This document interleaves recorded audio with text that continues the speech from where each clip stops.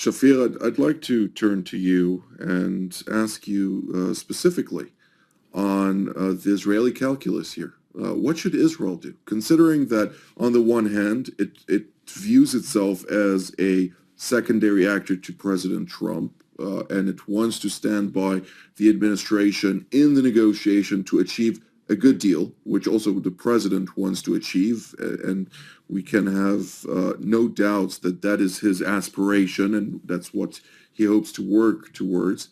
But at the same time, it also needs to ensure its own national security interests, including in Lebanon, including vis-a-vis Iran, and were it not the case to see a favorable outcome to an understanding, and considering the fact that Israel has not received the memorandum of understanding from the United States to review, according to a variety of reports, what are we to make out of it? I think Israel made a huge mistake quite a while ago in putting all the chips on Trump and disregarding both different voices in the United States and certainly in Europe, which were the basis of support for Israel from the start of the war in Gaza 3 years ago.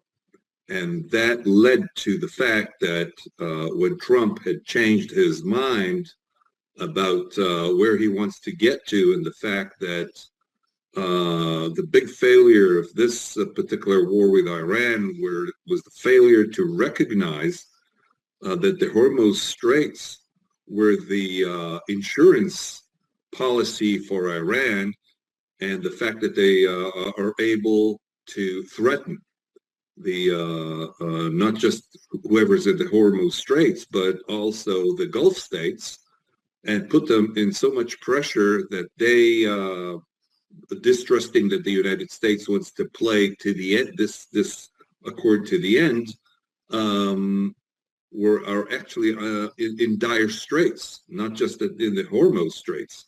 So this whole thing collapsed into putting the nuclear deal as, I would say, the only deal on the table, and all the rest are left for the locals.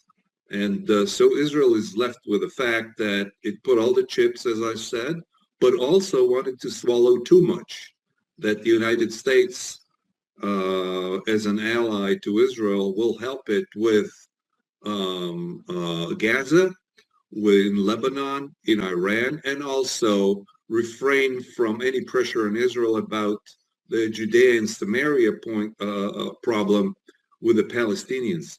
That was too much I think, for President Trump, and people have been putting a lot of pressure on Trump to refrain from looking as if he's working for Mr. Netanyahu, and Mr. Netanyahu could not pull back on his hopes of being able to manipulate, so to speak, Trump.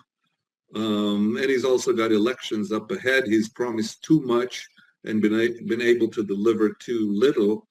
And he's got this elections coming up. So I think on the whole, we may get a good nuclear deal. And I think the main difference from the JCPOA is the fact that war came before the deal and not after the deal, which means that it can come back again. I think Mr. Obama, as a president, came out a little bit as a paper tiger at the time, allowing the Iranians to play around. So let's hope that this is the case, and we'll have to bite the bullet on all the other elements of this MOU, which will probably not include ballistic missiles, proxies, etc.